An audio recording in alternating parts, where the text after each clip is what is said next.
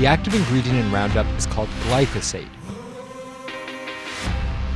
They've found glyphosate in wine, breast milk, urine, and drinking water, eggs, oatmeal, bread. There is an increasing body of evidence.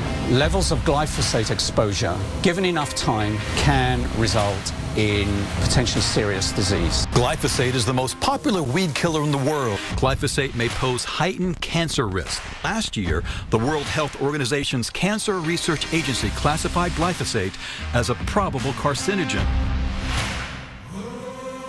Preclinical trials proved 74% reduction of glyphosate in just 6 weeks.